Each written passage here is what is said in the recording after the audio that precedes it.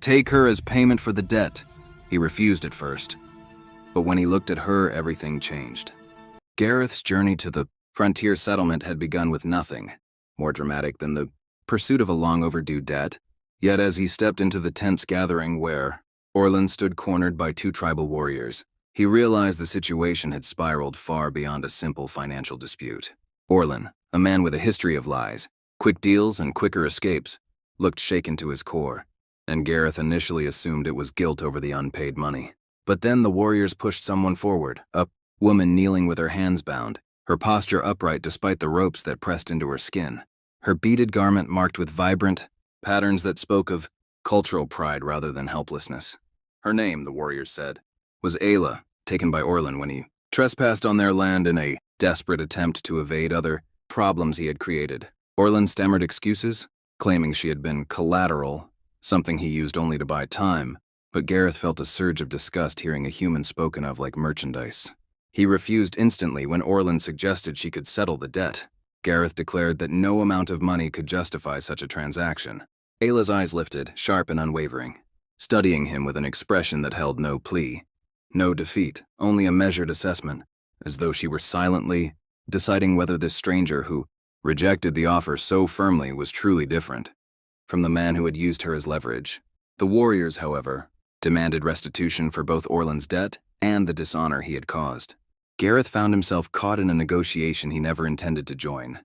But walking away meant leaving, Ayla in danger of being passed around between desperate men and angry tribesmen. Something about her composure, her refusal to appear broken, pushed Gareth to act. He stepped between her and the warriors and offered to take full responsibility for Orlan's debt, promising repayment by sunrise using the trade goods he had stored in his caravan. The warriors hesitated but accepted, warning that Ayla would remain under Gareth's oversight until the debt was fulfilled. Gareth moved to untie her, the ropes stiff from hours of tension. And as they fell away, Ayla didn't thank him nor recoil, only maintained that strong, assessing gaze that made him feel both seen and judged. She stood tall despite exhaustion, dust clinging to her skin. Yet her presence felt grounded and commanding. Gareth realized then that freeing her wasn't enough. She deserved clarity, choice, and dignity, things Orlan had stripped from her. As they walked toward his caravan, Gareth quietly apologized for the situation she'd been dragged into. But Ayla merely said that apologies meant nothing unless followed by decisive action. He admired the precision of her words. She was neither hostile nor softened by relief, just steady.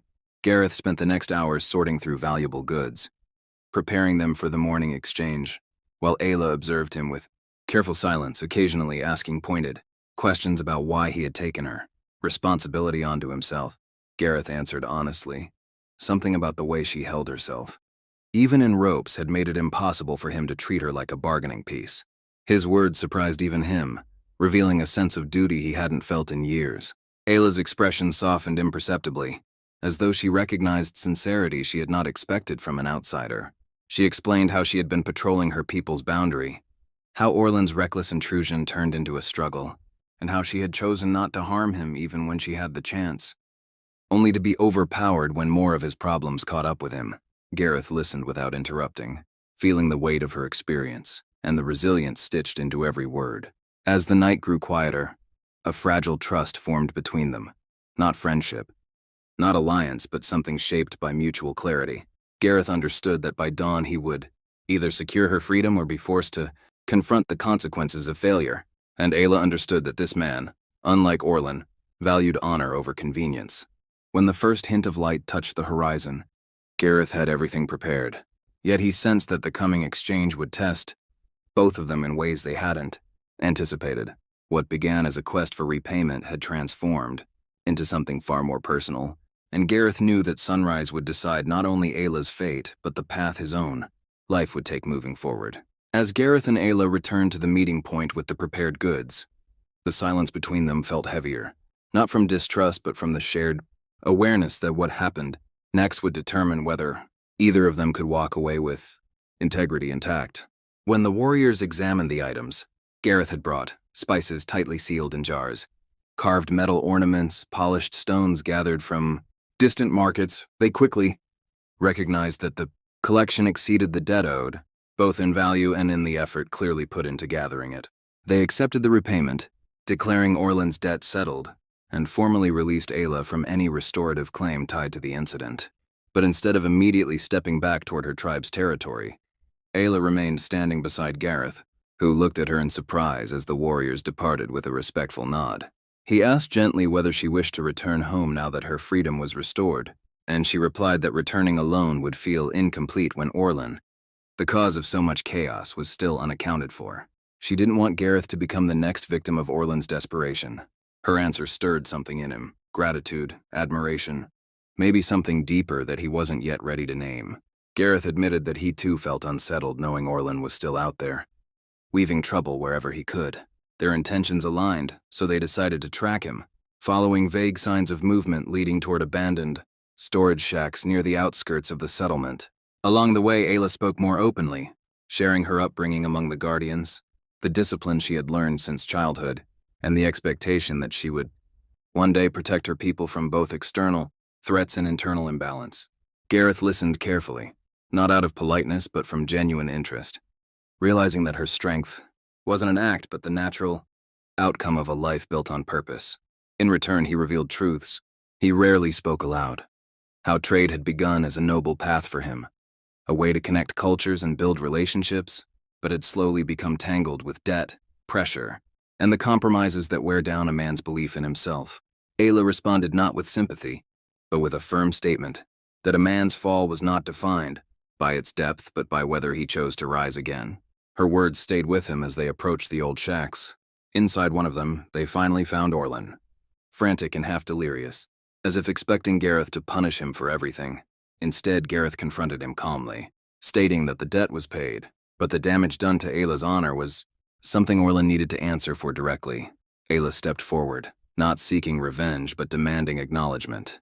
Orlan broke, admitting that he acted out of panic and weakness, abandoning all sense of honor the moment fear took control. He apologized, not because he expected forgiveness, but because Ayla's unwavering presence made lying impossible. She accepted his admission, but warned him that the path he was walking would destroy him if he refused to change. The confrontation ended not with violence, but with a shift in Orlan's eyes, a recognition that he had reached the lowest point of his life. When they left the shack, Gareth felt a surprising calm.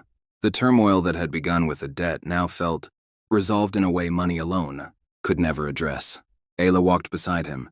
No ropes, no threat of claim, only freedom shaped by the choices they had made together. She told him she would return to her people now, but not as someone rescued, rather as someone who had witnessed how a man's integrity could reappear at the moment he refused a choice that would have corrupted him.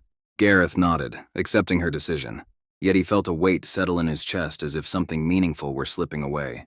Before she departed, Ayla looked back and told him that paths often cross for reasons unseen at first, and those who meet in moments of crisis sometimes share a bond stronger than words can define.